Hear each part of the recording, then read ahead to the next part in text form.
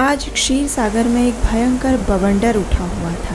समुद्र की उत्तुंग लहरें मानो चारों दिशाओं को निगल रही थी। उसमें रहने वाले मगरमच्छ और घड़ियाल उद्विग्न हो उठे थे। छोटी बड़ी और तिमिंगल मछलियां समुद्र की सतह पर आने लगी थी। ऐसा लग रहा था मानो उनके जीवन में एक महाप्रलय आ गया हो। और उसी क्षण उस क्षीर सागर के उदर से प्रकट हुआ एक अत्यंत भयावह हलाहल नामक विष। वो विष चारों दिशाओं को अपने अंदर समेटने लगा था। वो इतना तीव्र था कि सभी देवता और असुर त्राही त्राही पुकारने लगे। अपने प्राणों की रक्षा हेतु उन्होंने भगवान शिव की शरण ली और इस हलाहल विष का पान करने की प्रार्थना की। सबके आश्चर्य के बीच शिवजी ने उस विष का पान करने से पहले किसी से आज्ञा मांगी। लेकिन भगवान शिव को किसी से आज्ञा लेने की क्या आवश्यकता पड़ गई? और कौन था वो व्यक्ति जिनसे स्वयं शिवजी आज्ञा मांग रहे थे? चलिए पवित्र पुरुषोत्तम मास के अवसर पर इस सुंदर श्रीमद् भागवतम प्रसंग का रसपान करते हैं।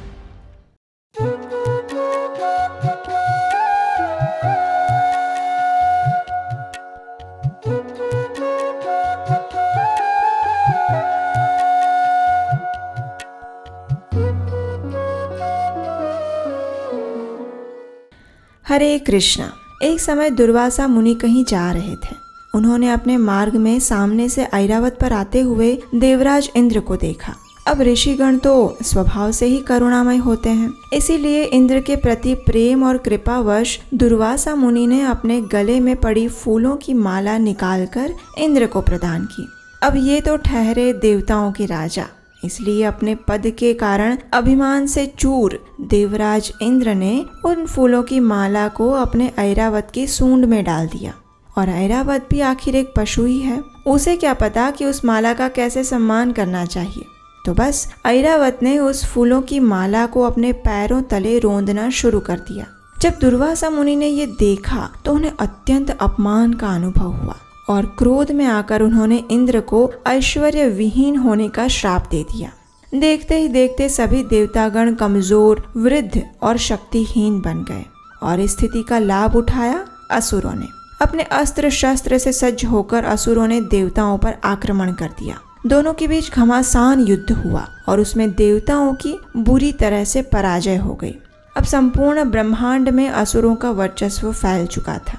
यज्ञ, अनुष्ठान आदि सब बंद हो गए। चारों ओर अंधकार और संकट छा गया और इस स्थिति को सुधारने के लिए सभी देवतागण एकत्रित होकर सुमेरु पर्वत की चोटी पर ब्रह्मा जी के निवास स्थान पर गए।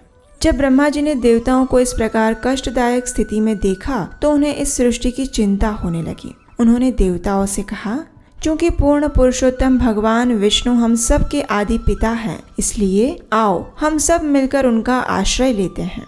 वे अवश्य ही हमें इस संकट से निकलने का मार्ग प्रशस्त करेंगे।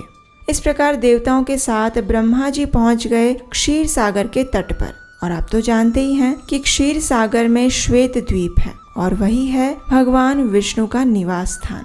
भगवान की कृपा की याचना करते हुए ब्रह्मा जी उनकी स्तुति करने लगे। अवेक्रियं सत्यमनन्तमाध्यं गुहाशयं निष्कलमप्रतर्क्यं मनोग्रयाणां वचसा निरुक्तं नमामहे देववरं वरेण्यं। हे पूर्ण पुरुषोत्तम परम भगवान, आप प्रत्येक वस्तु के स्रोत हैं। आप सर्वव्यापी एवं समस्त भौतिक गुणों से परे हैं। आप प्रत्येक जीव के एकमात्र स्वामी हैं और सबके द्वारा वंदनीय हैं। हम आपके चरण कमलों में प्रणाम करते हैं। हे प्रभु, आपसे कुछ भी अज्ञात नहीं है, इसलिए हे भगवान, चूंकि हम नहीं जानते कि हमारा श्रेय किसमें है, इसलिए आप हमें ऐसे साधन प्रदान करें जो हमारे उद्धार के लिए अनुकूल हो। इस प्रकार ब्रह्मा जी की प्रार्थना से प्रसन्न होकर भगवान नारायण उन सभी देवताओं के समक्ष प्रकट हुए। उनके शरीर से निकलने वाला प्रकाश हजारों सूर्य के प्रकाश को भी मात देने वाला था। धीरे धीरे भगवान के पीत वस्त्रों से सुसज्जित श्यामल वर्ण छवि देवताओं के सामने प्रकट होने लगी। भगवान के दर्शन करते ही सभी देवताओं ने उन्हें दंडवत प्रणाम किए और फिर भगवान विष्णु ने देवताओं को संबोधित करते हुए कहा, हे लोकपालों, अब ध्यान पूर्वक मेरी बात सुनो।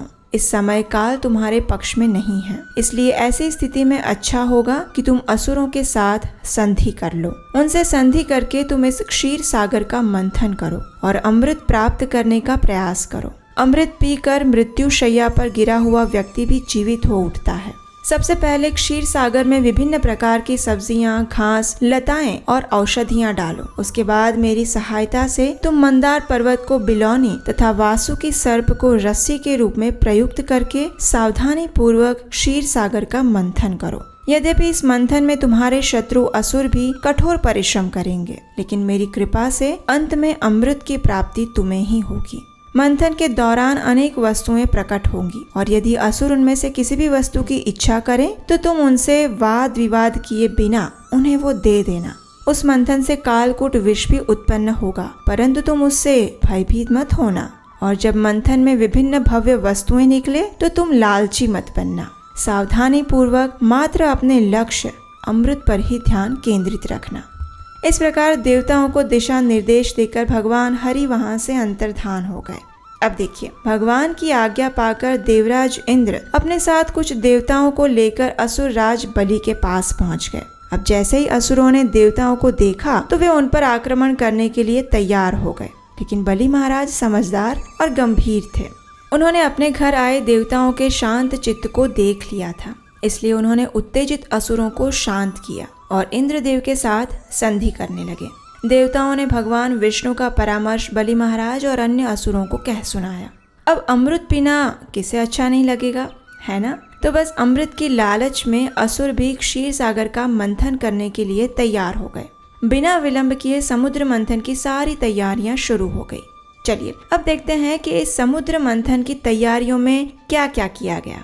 मथनी के लिए मंदार पर्वत की आवश्यकता थी और हम आपको बता दें कि ये मंदार पर्वत सोने से बना हुआ है, इसलिए सभी देवताओं और असुरों ने एक साथ मिलकर परिश्रम के साथ मंदार पर्वत को उखाड़ दिया और उसे उठाकर क्षीर सागर की ओर ले जाने लगे। अब इतने ठोस सोने से बने पर्वत को उठाना उनमें से किसी के लिए भी आसान नहीं था। दोनों ही पक्ष इतना परिश्रम करके बिल्कुल थक चुके थे और परिणाम स्वरूप वो पर्वत उनके हाथों से छूट गया और नीचे गिर गया। जैसे ही पर्वत नीचे गिरा तो उसके नीचे दबकर कई असुर और देवता कुचलकर मर गए। जब बाकी लोगों ने ये देखा तो उनका मनोबल वैसे ही टूट गया, क्योंकि स्वाभाविक है जिस पर्वत को उठाने में इतना परिश्रम लग रहा था उसको रस्सी से बांधकर बिलोना बनाना तो जैसे असंभव ही लग रहा था। देवताओं और असुरों की ऐसी दयनीय स्थिति को देखकर उसी क्षण सर्वज्ञ भगवान श्री विष्णु गरुड़ पर आसीन होकर वहां प्रकट हुए। उन्होंने अत्यंत सरलता से मंदार पर्वत को उठाया और गरुड़ के पीठ पर रख दिया।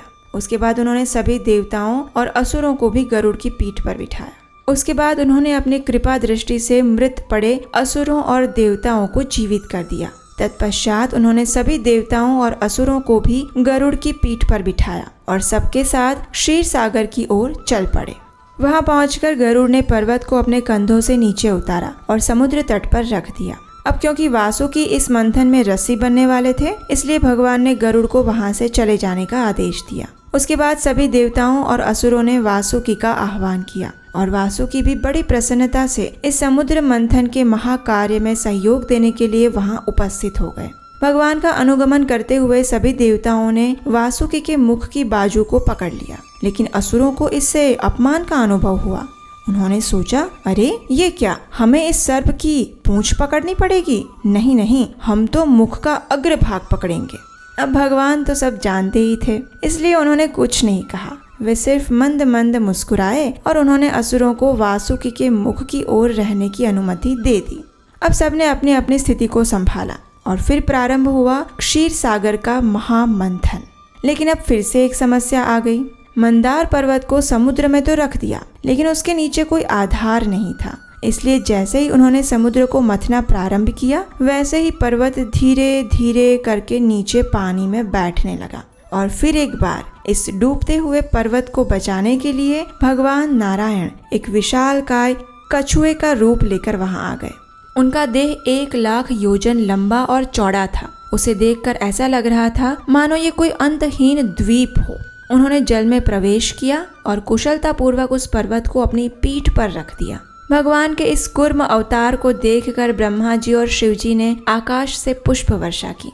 अब फिर एक बार असुरों और देवताओं ने नवीन उत्साह के साथ समुद्र मंथन करना प्रारंभ किया और फिर क्षीर सागर में एक भयंकर बवंडर उठा। घर्षण के कारण रस्सी बने वासुकी की स्थिति अत्यंत संवेदनशील हो गई। उसके हजारों मुख से अग्नि और धुआं निकलने लगा और क्योंकि असुरों ने वासुकी के मुख की ओर रहना पसंद किया था, इसलिए इस अग्नि और धुएं के कारण उनके मुख और वस्त्र काले पड़ गए। इससे असुरों और देवताओं की शक्ति भी क्षीण होने लगी। ये देखकर भगवान की कृपा से आकाश में बादल भर आए और वर्षा होने लगी। शीतल वायु बहने लगी और असुरों तथा देवताओं को कुछ राहत का अनुभव हुआ। अब देखिए, इतना परिश्रम करने के बाद और वो भी इतने लंबे समय तक करने के बाद भी समुद्र में से कुछ भी नहीं निकला। इसलिए भगवान श्री विष्णु फिर एक बार उनकी सहायता के लिए आ पहुँचे। भगवान अजित ने उस समुद्र को इतने वेग से मथना शुरू किया कि समुद्र की सभी मछलियां सतह पर आने लगी और फिर उस समुद्र के उदर से भयंकर हलाहल विष प्रकट हुआ। वो विष चारों दिशाओं को अपने अंदर समेटने लगा था। वो इतना तीव्र था कि सभी देवता और असुर त्राही त्राही पुकारने लगे। अपने प्राणों की रक्षा हेतु उन्होंने भगवान शिव की शरण ली और इस हलाहल विष का पान करने की प्रार्थना की। देवदेव महादेव भूतात्मन भूत भावन त्राहिनः शरणापन्नां त्रैलोक्य दहनाद्विषात्। हे महादेव, हम आपके चरण कमलों की शरण लेने आए हैं। कृपया हमारी इस ज्वलनशील विष से रक्षा करें जो कि तीनों लोकों में फैल रहा है। आपके 5 मुख वैदिक मंत्रों का प्रतिनिधित्व करते हैं। आपकी अपार शक्तियों के सामने इस विष की कोई योग्यता नहीं है। हे भगवान शिव, कृपया इस हलाहल से हमारी रक्षा करें प्रभु। अब देखिए, शिव जी तो समस्त संसार के जीवों के प्रति समदृष्टि युक्त और अत्यंत कृपालु हैं। जब उन्होंने देखा कि यह हलाहल इस सृष्टि का संहार कर रहा है, तो उन्होंने जीवों के कल्याण हेतु उसे पीने का निर्णय लिया। लेकिन उससे पहले वे गए माता पार्वती के पास और उनके पास जाकर उन्होंने अपनी पत्नी से अनुमति मांगी। शिव जी ने कहा, हे भवानी, जरा देखो, क्षीर सागर के मंथन से उत्पन्न इस विष ने संपूर्ण जगत को संकट में डाल दिया है। इन सब प्राणियों का संरक्षण करना मेरा कर्तव्य है, इसलिए मुझे इस विष का पान करने की अनुमति दो। माता पार्वती भी अपने स्वामी की शक्ति के विषय में जानते थे, इसलिए उन्होंने भगवान शिव को अनुमति दी और फिर भगवान शिव ने इस हलाहल को अपनी अंजुलि में भर लिया और उसका पान किया। ऐसा लग रहा था मानो इस कार्य से विष को अपमान का अनुभव हुआ और इसलिए अपनी शक्ति का प्रदर्शन करते हुए उसने भगवान शिव के कंठ को नीला कर दिया। लेकिन वो नीला चिन्ह भगवान शिव का आभूषण बन गया और वे नीलकंठ के नाम से प्रसिद्ध हुए। अब विष तो चला गया, लेकिन अभी तो समुद्र मंथन सिर्फ प्रारंभ हुआ था। उसमें और भी ऐसी ऐसी दिव्य वस्तुएं और व्यक्ति थे जिसके बारे में शायद ही आपने कभी सुना होगा और उनके विषय में हम जानेंगे अधिक मास कथा के अगले अध्याय में। और इस भाग को याद से देखने के लिए आपके अपने इस चैनल को सब्सक्राइब करना मत भूलिएगा और हाँ, नोटिफिकेशन भी ऑन कर लीजिए। अब देखिए, हमें पूरा विश्वास है कि इस कथा को आपने अंत तक ध्यान से सुना होगा। तो चलिए जल्दी से नीचे कमेंट करके हमें बताइए कि इस कथा से आपने क्या शिक्षा प्राप्त की और हम आपसे मिलेंगे इस समुद्र मंथन लीला के अगले अध्याय में बहुत जल्द। हरे कृष्णा।